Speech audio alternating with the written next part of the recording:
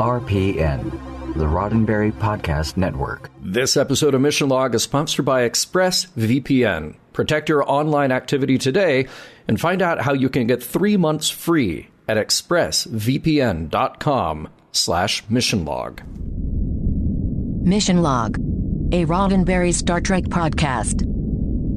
Episode 323, Heart of Stone.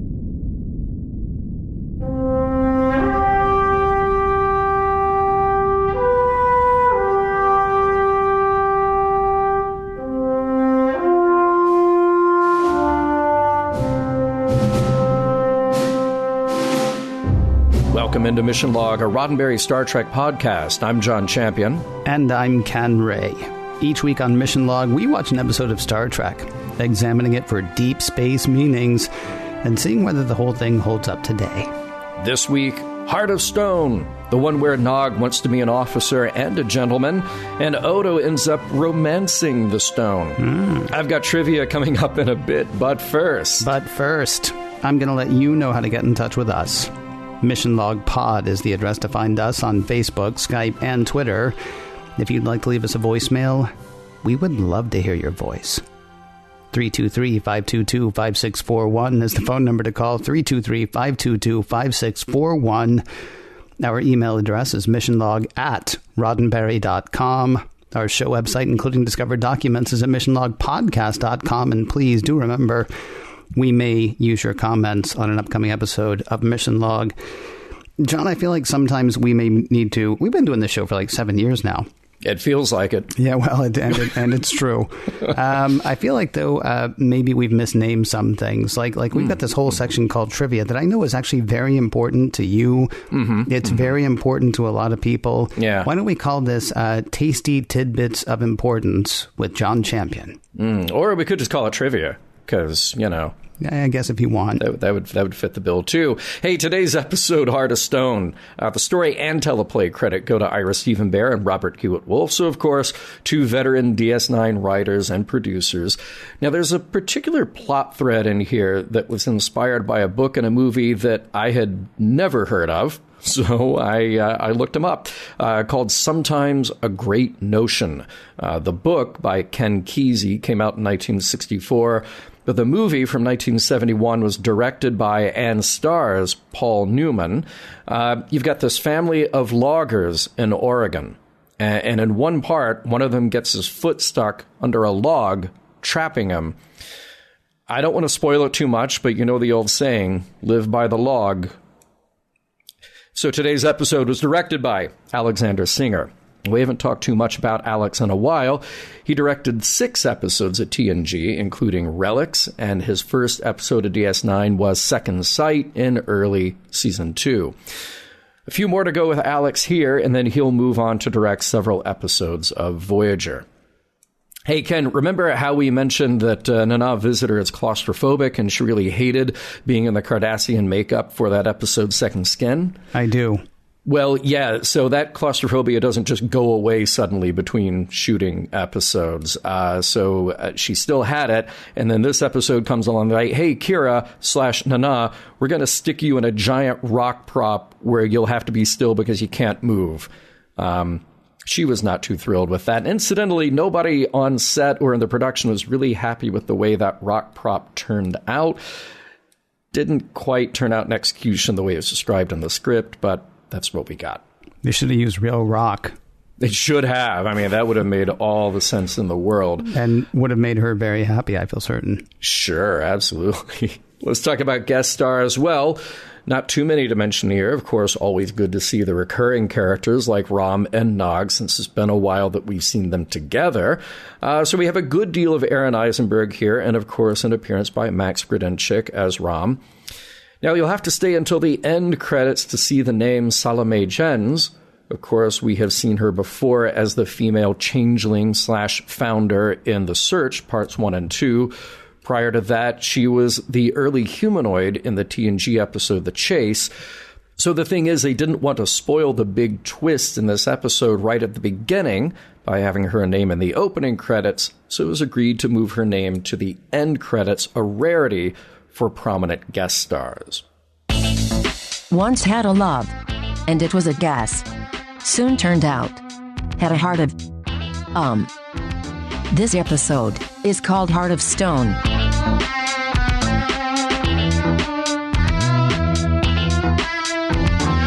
Prologue. Kira and Odo are on their way back from someplace doing something.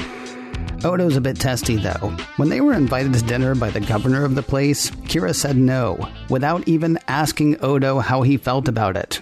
Sure, he hates things like that, and yes, he'd have said no, but she should have asked.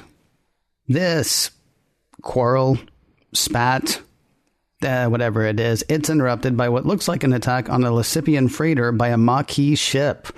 The freighter looks fine, so Kira and Odo pursue the Maquis. Act 1. Welcome to the Badlands. Kind of like the Briar Patch, but not called that. All kinds of interference is messing with sensors, though the DS9 runabout is able to track the Maquis ship to a moon where it's trying to land. With no idea what they're up against, they follow the Maquis ship in.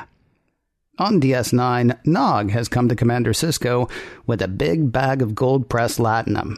He's a man now, according to his culture, and he would like to buy an internship with the commander because, wait for it, he wants to be the first Ferengi in Starfleet. Of course, that's not how it works. Nog would have to go to the academy, but being a non-Federation citizen, he would actually have to have a letter of recommendation from a command-level officer just to take the exam. So Sisko will write the letter for him? He'll think about it. On the moon where the Maquis landed, Kira and Odo are winding their way through some caves. The caves are unstable, and Kira and Odo would like to get gone. They'll split up, look for the Maquis separately. If they can't find them in 20 minutes, they'll leave them behind and take off. No sooner have they split up than Kira calls to Odo. She's lodged her foot between some rocks and can't move. But she's not lodged her foot. Some sort of crystal has encased it, and the crystal is growing. Act 2. Kira can't free herself. Odo can't break the crystal. When Kira shoots it with a phaser, the crystal actually grows bigger, encasing more of her leg. Odo calls the runabout to beam them out, though communications are being hampered by the same thing that's hampering sensors. So Odo walks back to the runabout to beam Kira out. Back on DS9, Quark's giving Rom and Nog an earful for not having the bar's replicator fixed. That would be the replicator that Quark failed to maintain properly, as Rom told him he should. When Nog's alone, Jake stops by. Really funny joke you pulled earlier today, telling my dad you want to be in Starfleet. Wait, you did not tell your father it was a joke, did you? Jake says of course he did, because it was, wasn't it? Nog never said anything about Starfleet before. Well, he's saying it now. He wants to go to Starfleet. He doesn't want to say why, but he assures Jake this is no joke, no trick. And if Jake could tell his dad that, that'd be great. Back at Kira and Odo's runabout on the moon, surprise! Transporters won't transport Kira out. There's interference, you see. They also can't get a subspace message to Deep Space Nine because, you guessed it, interference. Odo sends a probe instead, but that'll take a couple of days. Headed back into the tunnel, Odo hears phaser fire. He races to Kira, still caught in the crystal, and dagnabbit, you just missed the Maquis dude. He went that away. Shots behind Kira show the Maquis man just missed his target. Act 3. On DS9, Sisko's got bad news for Nog. He's not sure he can recommend Nog for the Starfleet exam. He's had trouble. On the station, with Odo, you know. Nog acknowledges his past mistakes, though he says he can do better if given a chance. And with that, Nog moves on to round 2. Sisko has Dax assign a complete inventory of a very full Cargo Bay 12 to Nog. Give him no help, no supervision. Give him the job. Back on the unstable moon, Kira's now up to her waist in crystal. Ever the suspicious one, Odo's starting to wonder whether the Maquis dude brought them here to trap them. It's seriously almost too good a trap to be coincidence. But it's not going to work. Odo says he will free Kira. Even if they do only have 12 hours to figure out how. Because that's how long Kira figures they have. But Odo thinks he has figured out a solution. He'll build a frequency generator to try to shatter the crystal growing around the Major. But he'll have to go back to the runabout to get the parts he'll need. Keep your phaser at the ready. I'll be back. Back on DS9, Dax gives Nog the inventory job. He's got until tomorrow morning to have the completed manifest to Sisko, though he says he'll have it to the commander before Sisko goes off duty tonight. Back on the moon, Odo's working on freeing Kira. It's not going well, though they are making conversation about Odo's standing date with O'Brien to kayak in a holosuite. It's a tough program. O'Brien's actually hurt himself doing it a few times, but he loves it. And if there's one thing Odo's learned about humanoids, they have a hard time giving up something they love, even if it hurts them. Just then, the cave's instability kicks in again, and rocks start falling down on the pair. Act 4. Shape of a canopy. Odo shields Kira from the falling rock with his shape-shifting, shimmering self. The machine he built to free Kira is still working away, though it's not found the right frequency. He tries to reassure her with some platitude, though she says she's not one for platitudes. She'd rather face the truth and go from there. Odo says that's him too. They figure that's why they get along so well. One thing, though, and Odo says this is no platitude, he will get her out of there. Back on Deep Space Nine, Sisko and Dax are talking over the inventory turned in by Nog. Really impressive work. Incredible, according to Dax. He even found some stuff they didn't find on the last inventory, and he did it all by himself. Fine. He can do the hard work, but why does he want to? That part still has the Starfleet officers stumped. Back on the moon, Odo is confused. The machine he built should have found the frequency to break the crystal. It's almost like the crystal is manipulating itself to keep that from happening. The crystal has continued its growth, up to Kira's neck now. While Odo struggles to find a solution to the problem, Kira just wants him to talk to her. So he tells her the story of how he got his name. It's really kind of a terrible story. Originally translated as unknown entity, it eventually got shortened to a Cardassian word that means nothing. And Odo thought that was perfect. He had no friends, no family, no past. Nothing seemed a perfect name. Then he met Kira. And Dax and Sisko and even Quark. And now when they call him Odo, he doesn't hear nothing. He hears me. Time to face another truth. The frequency generator he built isn't going to work. With no more ideas, Kira makes the call. Time for Odo to go. He's to take the runabout and get out of here. Go before they're both trapped here. That's an order. Act 5. Yeah, he's not going. She orders him again, and he resigns his commission. You see, he's in love with Major Kira, and he tells her so. And she stuns Odo, telling him that she's in love with him too. Back on Deep Space Nine, Sisko's thought about Nog's request, and its request denied. Sisko doesn't know Nog's scheme, but it's over. But Nog says it's not a scheme. He wants to be in Starfleet more than he's ever wanted anything. And pushed to say why he admits it. It's because he doesn't want to end up like his father. Rom is brilliant. At all things mechanical. At business, he's the worst. But he's been chasing profit his whole life. And missing. He doesn't have the lobes. And neither does Nog. Had Rom had a chance, he could have been chief engineer of any ship in Starfleet. Now the best he can hope for is, maybe, someday, inheriting Quark's bar. For himself, Nog wants more. He wants to do something worthwhile. He's got his father's hands and his uncle's tenacity. He knows he has something to offer. He just needs a chance to prove it. And Sisko agrees. He'll make sure that Nog gets that chance. The letter goes off first thing tomorrow. Back on the moon, something still doesn't add up. Looking at the shot on the wall the Maquis took at Kira, it would have had to go through Kira, not near her, through her to hit where it did. That's 2 times Kira lied to him today. Once about being shot at, and the time that she said she loved him. He can really read people, and as much as he wishes what she'd said was true, that she did love him, he knows she does not. So he says, drawing a phaser, Let's say we start telling the truth. Like who you really are and what you've done with Kira. Okay, it's the female shapeshifter from Odo's homeworld. She was the fugitive that they were chasing, though obviously not actually Maquis. This whole thing was to figure out why Odo would choose a life among the solids rather than his own people. The Kira thing makes sense. His love for her, that is. The plan was to make Odo think Kira had died, then he'd go back to his people. He says even without Kira, that would never happen. He'll never go back. Under threat, the female changeling tells Odo where Kira is, tells Odo that Kira could never love him, then beams away. Odo saves the real Kira, and they take off.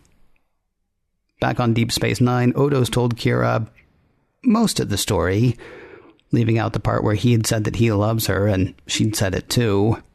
Instead, he says she simply said something that Odo knows Kira would never say. Just a slip of the tongue. In Quark's, Nog has told his father and uncle about his plans for Starfleet. Quark says he won't stand for it, but Rom finally stands up to Quark. Quark may be in charge of the bar, though when it comes to his son, he makes the decisions. He wishes Nog good luck, and says he'd be proud to have a son in Starfleet. The end. Oh, man. Hey, that Lesepian ship, Odo says right away, his attitude stabilizers have failed. And I'm pretty sure I got that on a report card one time when I was a kid.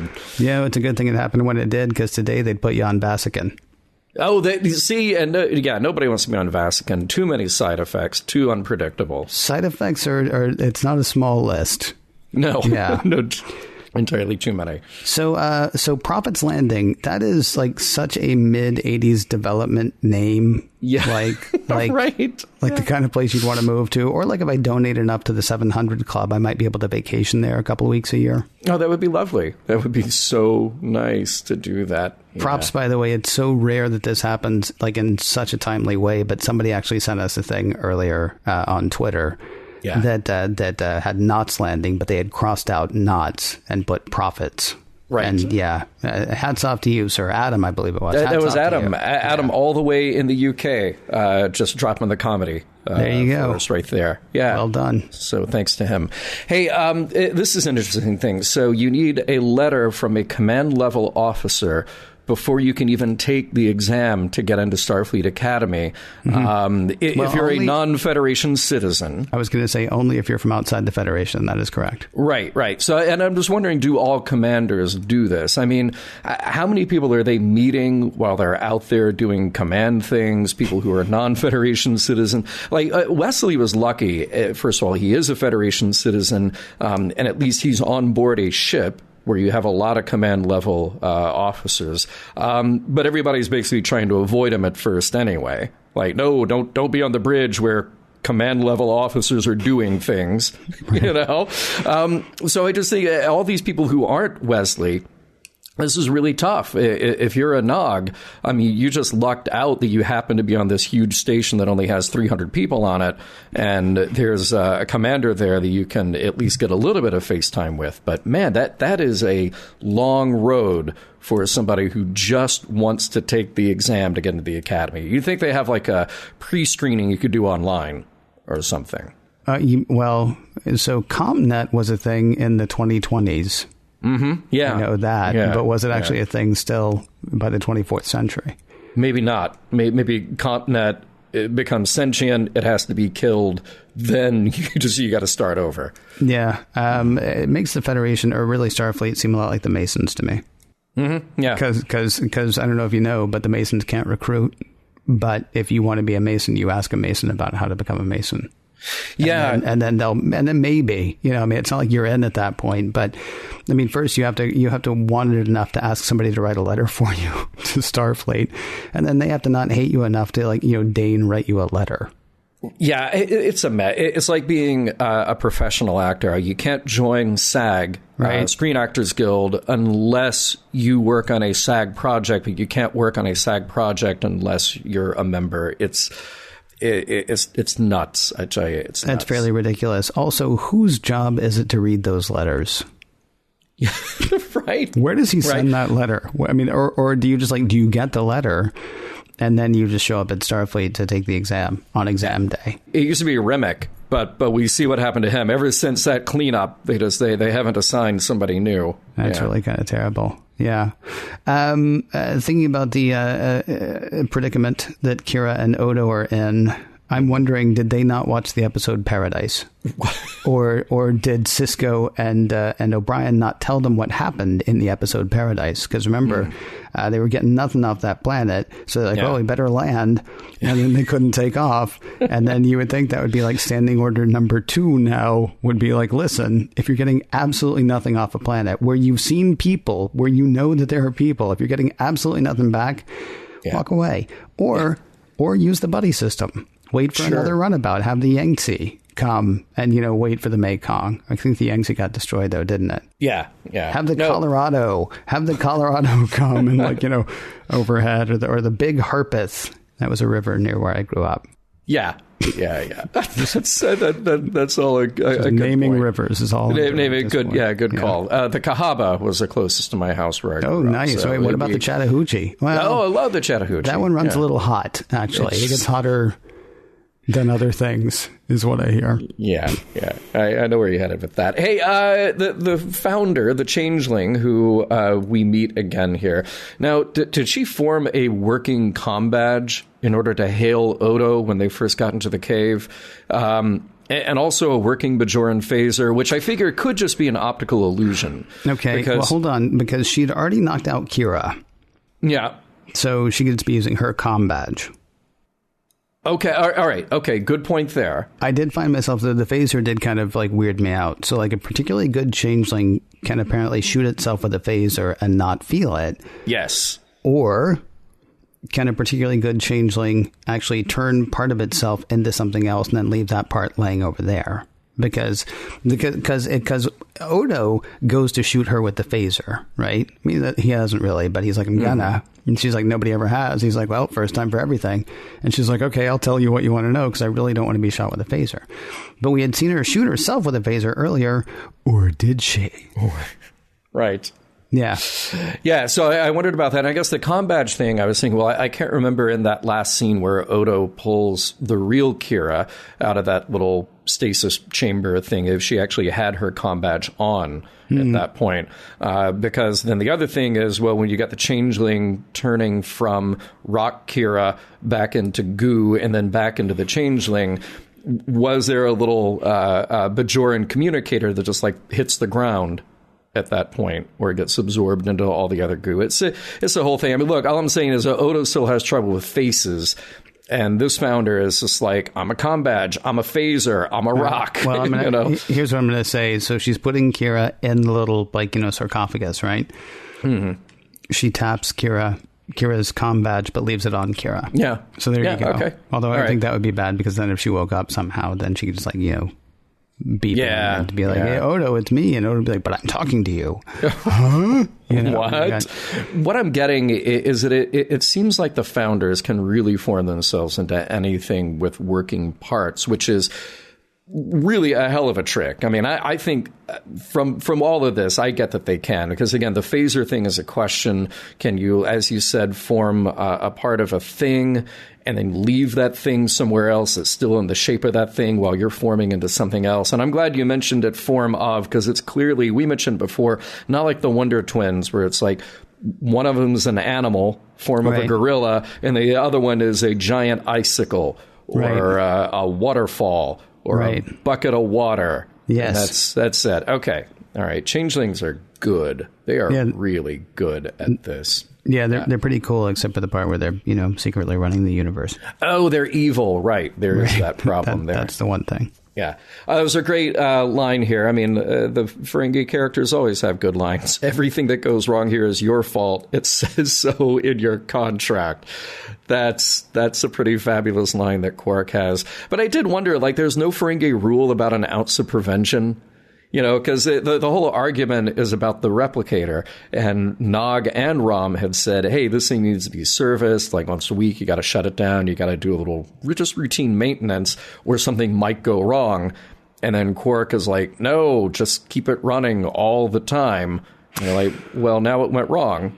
Well, if he's got somebody that he can blame, though, an exact payment from, then it's really a win-win. Like, even if it's down, because, as you mentioned, there are very few places to eat, right? And people like the atmosphere at Quark's, people like the camaraderie, the bon ami. They the good times that can be had down at Quark's place. And so even if there's no food, it's like, well, it's fine. Food just slows down my drunk anyway. So they'll still be there. Yeah. And he's getting paid by Rom, probably with interest for the money he's losing on food. Oh, good point. Yeah. So you could turn that into a profit situation too. Absolutely. Of course. Yeah. So when Sisko is going over reasons that he's not sure that he can recommend Nog, some of them I get. Like, you've had some run-ins, you've had some problems with Odo, your school grades are mediocre at best. I can't help thinking they'd be better if there was actually a school. Oh, yeah, they are missing that. Right, because there used to be one. And now he's like, like a year and a half ago when we had a school, you weren't doing that great, Nog. It was so good until Keiko was like, only 2 students? I'm out. Right. If there were 3, I could see the point. Yeah. One's a commander's son, can't fail him, and the other's a Ferengi, and you know how they are. That, we might circle back around to that. We could, that could be a thing we hit again. Hey, it has to be asked, what exactly is Ensign Vilix Pran? I'm picturing kind of like a praying mantis, like Brack from Space Ghost. Yeah. Yes. Wow, I like that. Boy, I would love to see him walking around. Although only 2 eggs, so maybe not, because I figure a praying mantis, they have at least 4. Okay, well, it's good to know. Yeah. Now, when Odo is coming up with a way to hopefully shatter the crystal rock enclosure that is around Kira, he says the ultrasonic generator would create sympathetic vibrations. I hope, Ken, like me, you immediately thought of the narration to the Haunted Mansion at Disneyland. I did not. I thought of good vibrations, but I wanted to know what part you're talking about, because I don't remember. And I've ridden that ride many, many times now. Yeah. When you pass through Madame Leota, the seance, and then the narrator, Paul Frees, comes on and he says something about how the ghosts have heard your sympathetic vibrations, and now you're invited to a swinging wake. And then it's all the ghosts in there for the wake. God, I need to get back there soon. Yeah, I know. We'll make that happen. All right.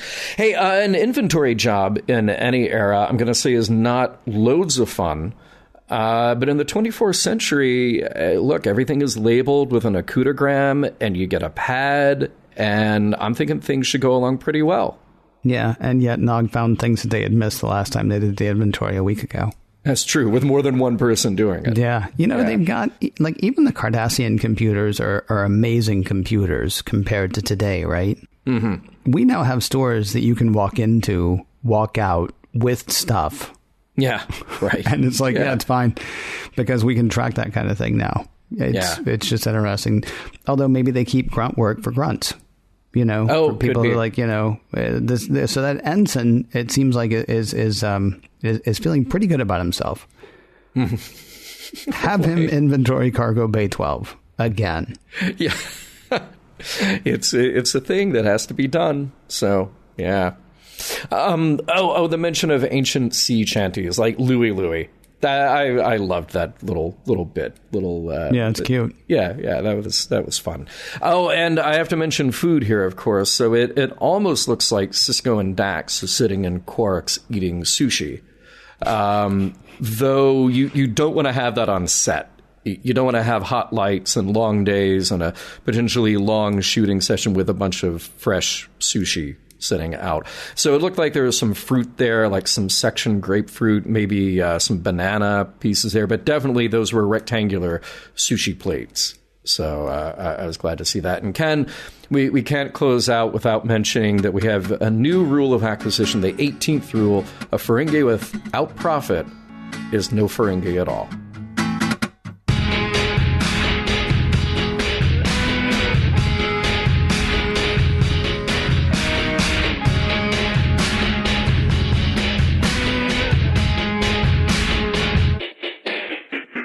Something I noticed about Kira in this episode. She turns to stone. When Odo is gone, she turns to stone. Turns to stone. When he is gone, she cannot go on. Turns to stone. When Odo is gone, she turns to stone.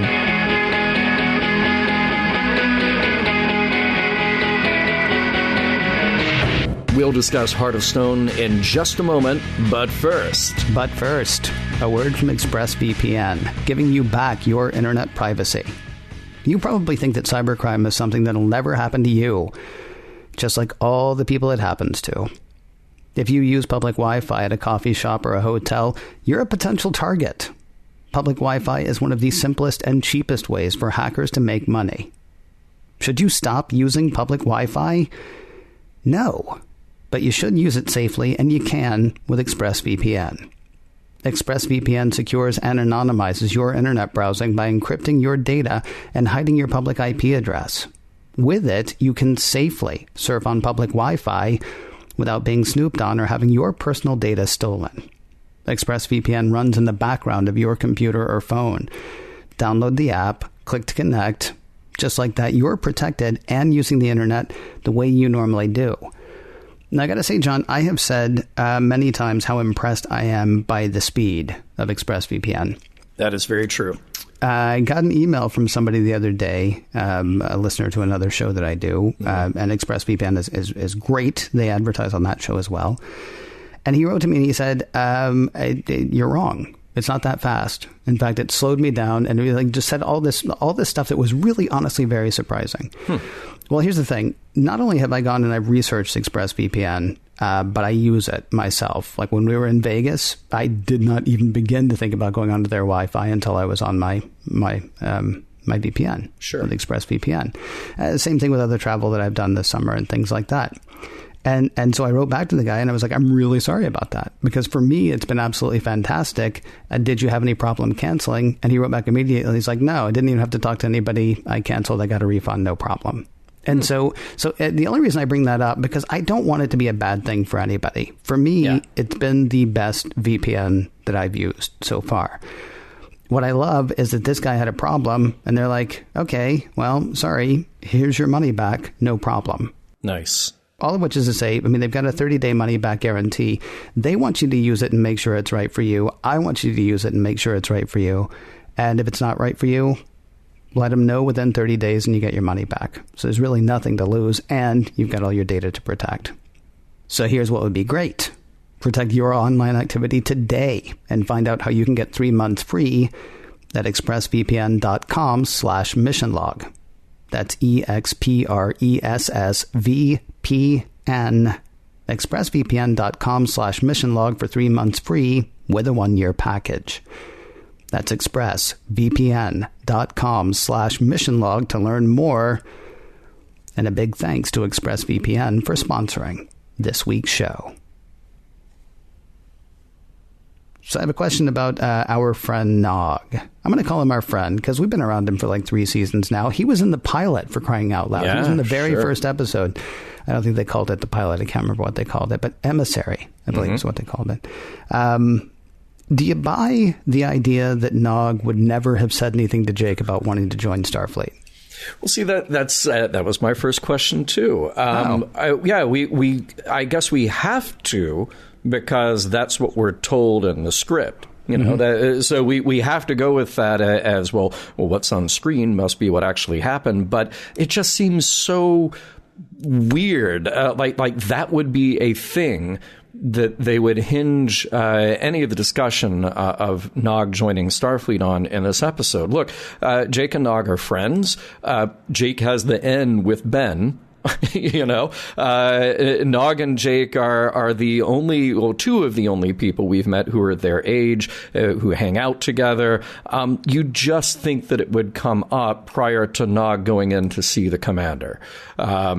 At least with Nog saying like, hey, tell me more about the Starfleet thing, or hey, do you think you'll be joining Starfleet? Because that has been a discussion as well about Jake not really being interested in that career path. Perfect entry for Nog to say, really, you're not, but I am. And then that could be a reasonable conversation for these kids to have. So, yeah, it just seems like an odd choice that wasn't necessary to drive that part of the plot along. because you can still have the conversation with Nog and Sisko. You can still have a conversation with Nog and Rom and or Quark, separate from Nog and Jake, just having discussion like, oh, I really want to try this.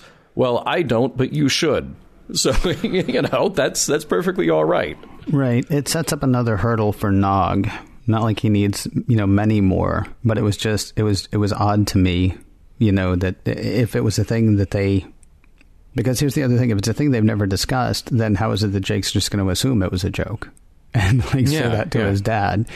I don't know. It was just weird to hear that. Yes, this is what he wants. I believe he tells Ben Sisko later, this is what he wants more than anything he's ever wanted ever, or something along those lines. But I didn't mention it to my best friend. Yeah. Yes, exactly. So, strange choice there. Now, I feel like there's a lot to unpack with the whole Nog and Sisko storyline going on in this episode. Are we back to Sisko's kind of latent prejudice about Ferengi here? I mean, Sisko, of course, explains his justifications right away. He goes up to Nog later and says, no, this is about your school record. You've been in trouble with Odo before, so this is just how I feel.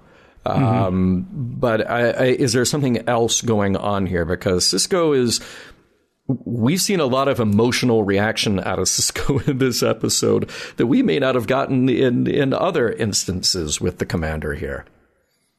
I mean, yes. I don't know how to answer that question, really. I mean, yes, there seems to be that, although you do kind of wonder, is he just throwing all this stuff at Nog to really test his resolve, or is he actually saying, you're a Ferengi, there's no place for you in Starfleet?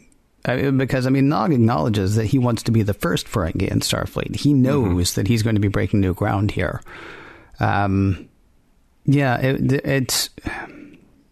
I don't know if it was just hazing or what it was. Yeah. Well, all right. So let's go with hazing then. Is it fair to set up that test for Nog, and was that a fair test of him to see here, go into the cargo bay and count stuff? That just seems like a really odd. It felt like hazing. That one didn't seem that odd to me. No. Well, only because when I was 8, I think I decided I wanted to play hockey. Never put on a pair of skates in my life. Had no idea, but it looked cool. There was a poster up in my school. I said, I want to play hockey. And so my mom went to a guy who was actually a referee for the local minor league team. And I remember him saying this, take him to the tryout, let him fall on his ass. He'll never want to do it again. Except I learned to skate in one day. I was never great, but I was standing up. I did not fall down to the point that I, never wanted to play hockey. So I played for 3 years, all of which is to say, I understand giving him a task. No, the part that I was talking about hazing was, the part where he's grabbing him. Yeah. Well, he's grabbing him and says, I'm not going to fall for this. I'm not going to fall. I mean, that's more than hazing, but less than a test. I mean, to give him a test of okay, like Dax said it perfectly. She's like, look, it's not all about, starships and phasers and stuff like that. A lot of times it's grunt work. And, Nog's like, well, let me be the first to say, get straight to it. Right. So, yeah, I wasn't even thinking about that part as being the hazing. That strikes me as sensible. Well, but here's why it did strike me as that, though. Okay, so you wanted to go play hockey. They put you on some skates. Well, that's a hockey thing. Yeah, that's fine. Putting on skates, that is a thing directly related to hockey. Now, granted, counting things in a cargo bay may also be a Starfleet thing. Right. I'm not saying you have to throw Nog into the Kobayashi Maru on day one just to test him out. But it seems like there might be something that is we know he can count. All right, we're probably pretty sure he can count. So if the test was, let's make sure he doesn't steal anything, well, this just sounds kind of gross to me. All right, so let me ask you a question. We have we've both worked for the Roddenberry organization for quite a while. Mm-hmm. You know that one room. Yeah. Okay. I was in there not long ago. Yeah. If Rod or somebody came to you and said, so listen, if you want to stay working here, you have to count everything in this room, and I need it by tomorrow morning. Seriously, what would your reaction to that be? I don't wanna. Okay, see, So I really, that seemed like the least offensive thing to me. I mean, yes, right, later asking, like, and I assume he didn't take anything, that actually did seem a little bit gross, and you might be able to argue about the prejudice at that point, but at that point, he's also just kind of looking for a way to not pass Nog, it seems. Mm-hmm. Yeah. By the way, now I wonder how it'll go for Nog at the Academy. When they get to the topics like diversity and inclusion, but respecting cultural views. I mean, he's bound to have female classmates, female professors, female administrators, loads of female officers throughout Starfleet. Just saying, like, this might be a thing to revisit since we just had this discussion last week. Well, my assumption is that he would actually be fine because what he wants is to be in Starfleet more than he wants to be traditional Ferengi. Right? Yeah. Say what you want about... I mean, Nog was horrible last week. And we'll talk later about last week versus this week, I think, because I don't know how you could not. Mm-hmm. Quark has been as much of an influence on Nog as Rom has. Quark has been as much of an influence as anybody has. And while Quark talks the traditional game, Quark has respect for women. Mm-hmm. Not Dabo girls. Not all. He's not a paragon of virtue, but there are women that we've seen him really respect. There are women who break the mold for whom we've seen him fall. And so I think Nog has a better shot there. I mean, you almost kind of want to pull out last week's episode for a few reasons and toss it in the bin, because a lot of what we saw last week is not... It's hard to imagine that what we saw last week from Nog and Jake and their relationship and the stuff that Sisko said about it, that would actually still be a thing that Nog would have. This week's Nog, the one who sees something good in Starfleet based on what he's seen in the people around him, this one makes more sense to me than last week's did. Last week was sort of like, oh, well, he's a Ferengi, so we'll say he's just a Ferengi and we'll just treat him like a Ferengi. Yeah. Well, so let's come back to this about this week's Nog versus last week's Nog, and Sisko, turning him down in that sort of next to the last scene with Nog, but then we get down to the bottom of Nog's desire to go to Starfleet. Wait. Do you want to? Can we do it chronologically? Can we actually first talk about that scene? Sure. Yeah. Because that really seemed terrible to me. Like, the stuff that you were talking about before about Sisko making him do the inventory and all that stuff, that's just a thing. I mean, to me, I went for some job interview at one point where they're like, copy this and move it over here and change this and edit that and whatever. And it's like, all right, well, that's the kind of thing I might have to do. So yes, I'll go ahead and do that. Right. Yeah. When he grabs Nog, I feel like he's crossed the line. Right. That's the scene I'm talking about. It's the next to the last scene we have with Nog, and that's where all this stuff comes out about Nog. Right. And he, all the emotions are intensified. Everything is heightened. And here's the thing. I kept expecting... It's a terrible thing to do to this kid anyway, but I kept expecting there to be a moment where we revealed that this was strategy. As boneheaded, as horrible, as indefensible as it might be, I kept thinking we'd get to a point where we revealed that this was strategy because Sisko knew this was the way to get to the bottom of what Nog wanted. I kept thinking that there was going to be some sort of release at the end of that scene where Sisko basically says, we need to be able to have this conversation about what's really driving you. But instead, the grabbing him and screaming in their faces, all of this stuff, it just seemed like, okay, well, Sisko's determined to not have him in Starfleet. That's the end of it here. And it's only because of this outburst then that hopefully he will reconsider. And he does reconsider, which is fine. But my God, it was... you've seen the movie Whiplash, right? No.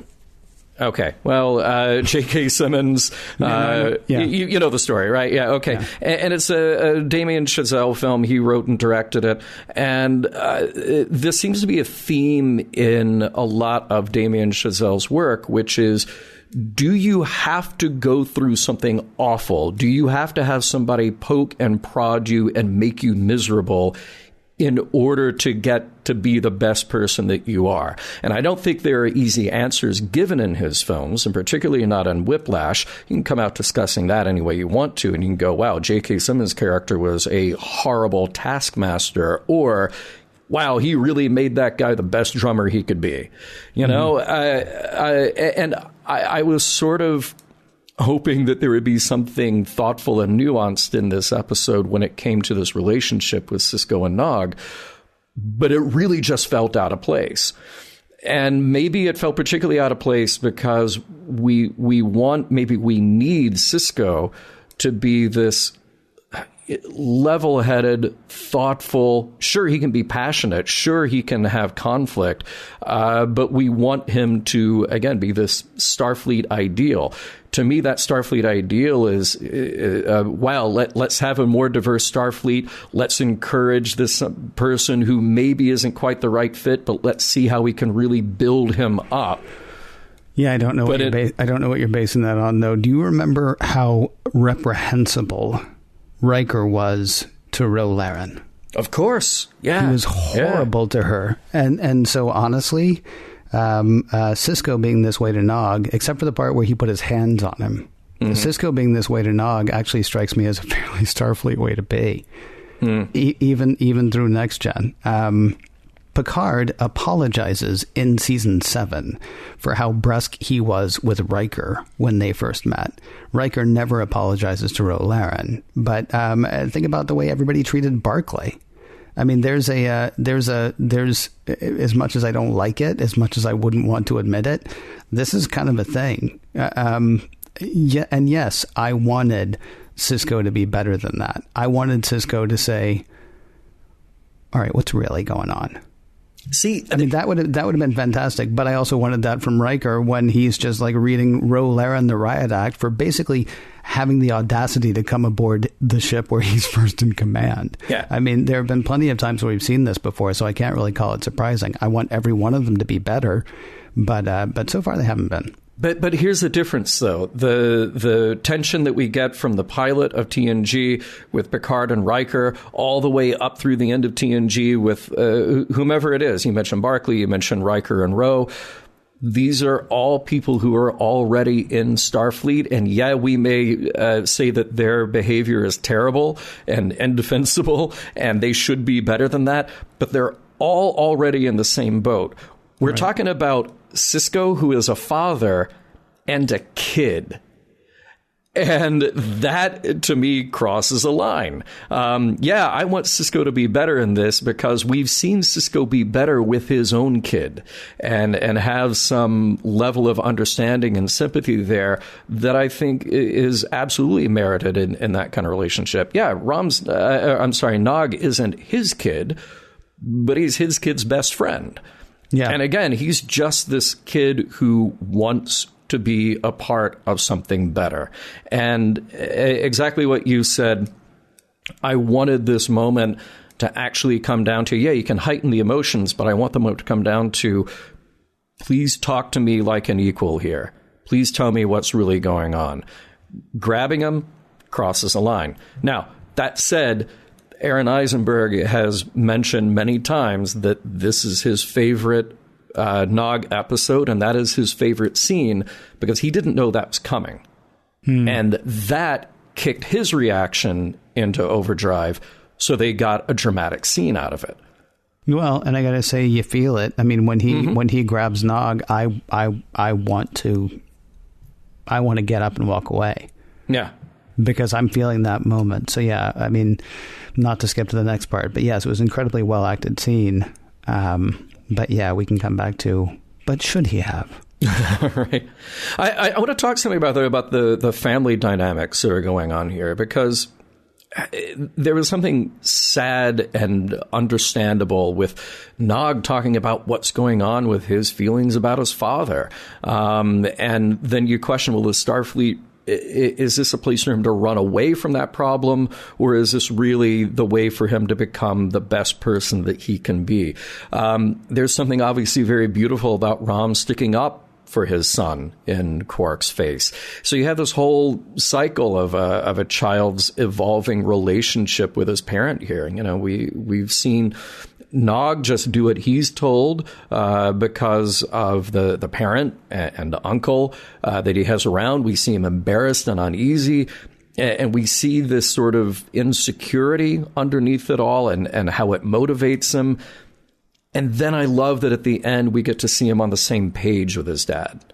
You know, it's this whole growth, this whole relationship boiled down to the 42 minutes. And honestly, they only got half or less than half of this in this episode to explore that.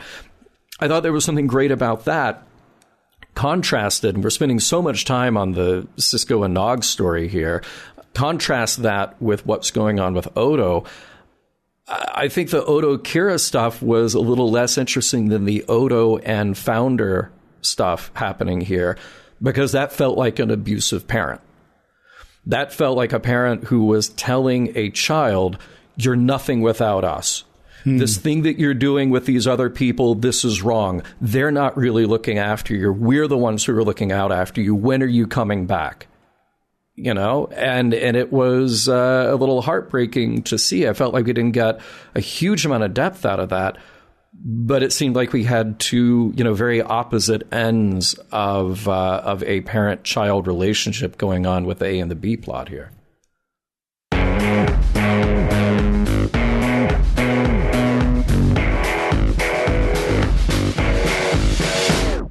For Kira, it seemed. Though summer nights were calling, stone in love. Could not help herself, she was falling. Stone in love.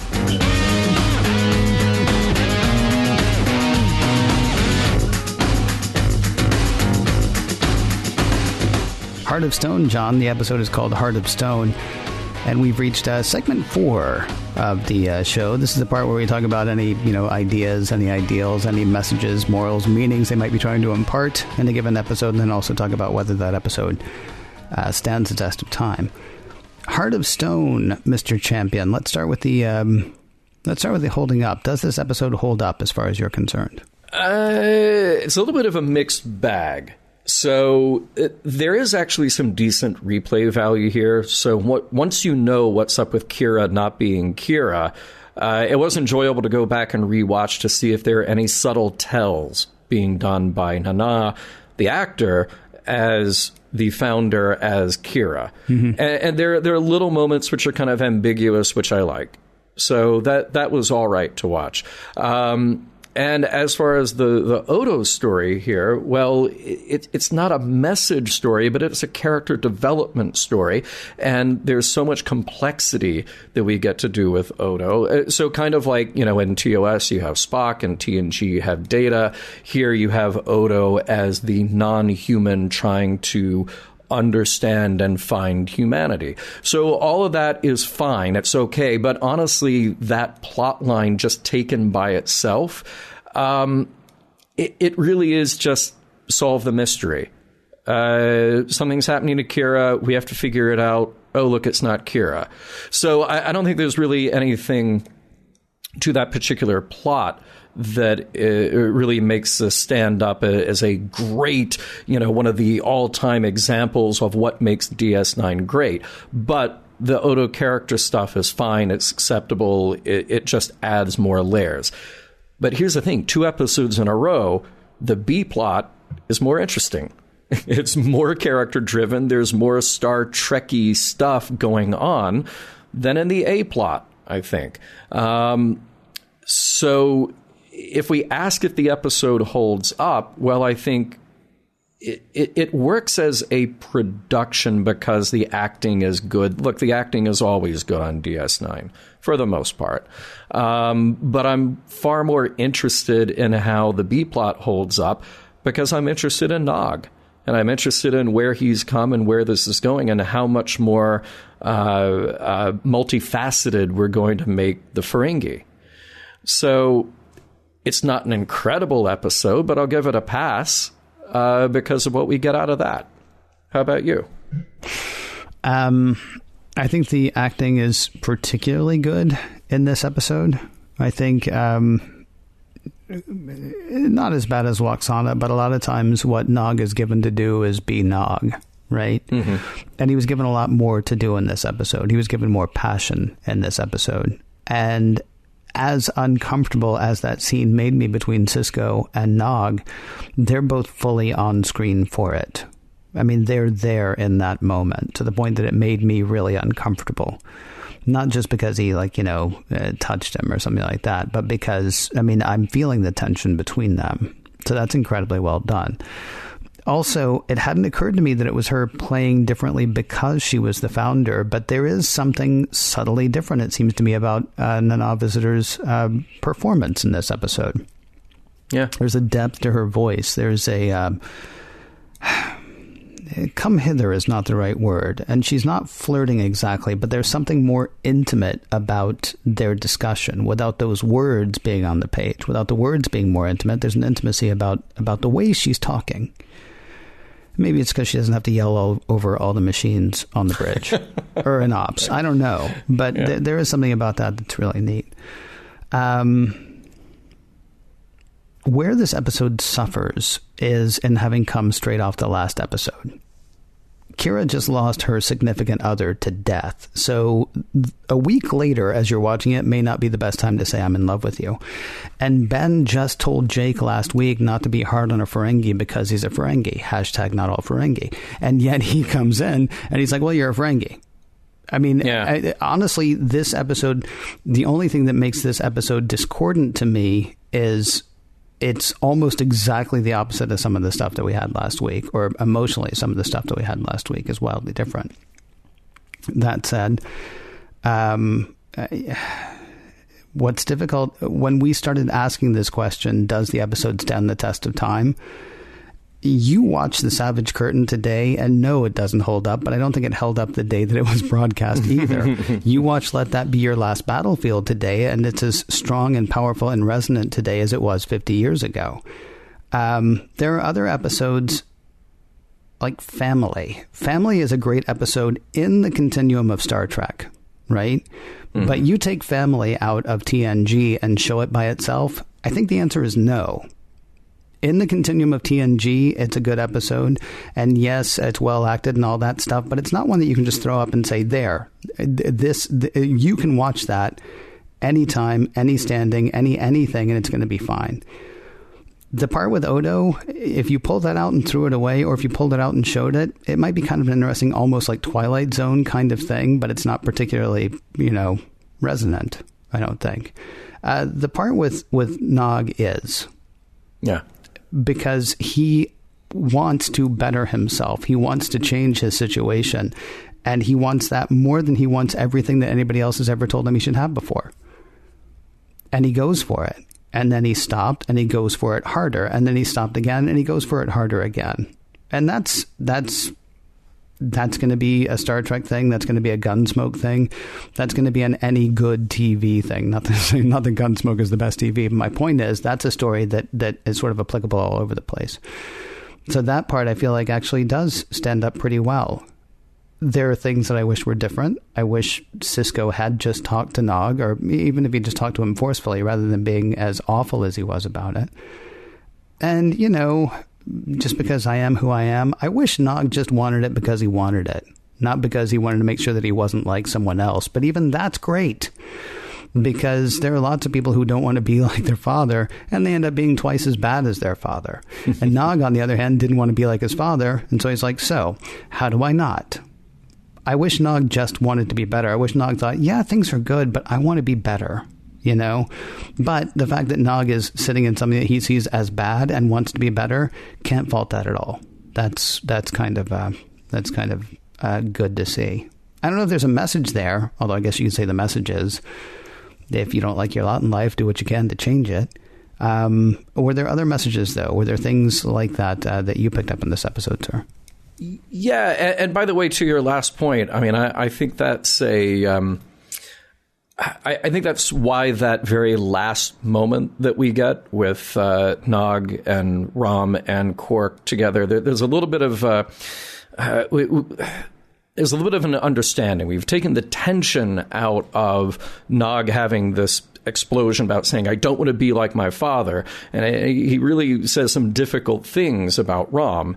But when you get in there and Rom sticks up for Nog, it's like, oh, well, wait a minute. I don't hate everything about my father. It's not about that. It's just about I want something different. And guess what? My father actually does have my back. So if we didn't have that scene at the end of the show, I felt like that would have been a mess. But at least we got something to kind of bookend it, at least make that circle a little bit complete. It is wonderful to see Rom stand up for him as well. And to see Rom support Nog in that is fantastic. Yeah. I mean, I think you hit the major stuff as far as the messages, even in an episode that doesn't have a lot of messages. And that's why I felt like that B plot has this very Star Trek feel to it. The Star Trek idea is like, go out there and go for the thing that is better. If you want that thing, go for it. Keep working for it. And it's okay to break tradition to get there. That's nice to see Nog want to be the first and want to grow beyond himself. And for Nog, profit isn't everything. He wants something better. That's awesome. That's so good. And look, just as far as Jake or as far as Sisko, don't laugh at someone else's dream. You know, they might have good reasons for it. They might have many reasons for it. And maybe all they need is a little encouragement. So sometimes people need a second chance, so they need that little bit of a helping hand to actually realize their full potential. Mission Log is produced by Roddenberry Entertainment. Executive producer Rod Roddenberry. Have you checked out everything on the Roddenberry Podcast Network? Too many shows to name, but you can find them all in one place, podcast.roddenberry.com. If you'd like to support Mission Log directly, that'd be neat. Patreon.com/missionlog is the place to do that. And for more Star Trek news and discussion, be sure to visit trekmovie.com. On the next Mission Log, Destiny.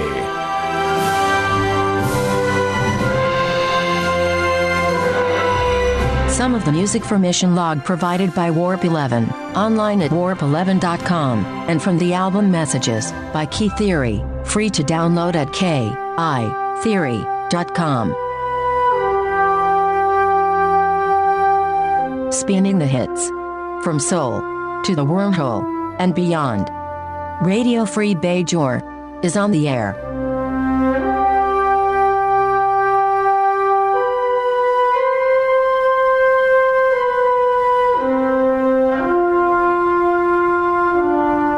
End transmission.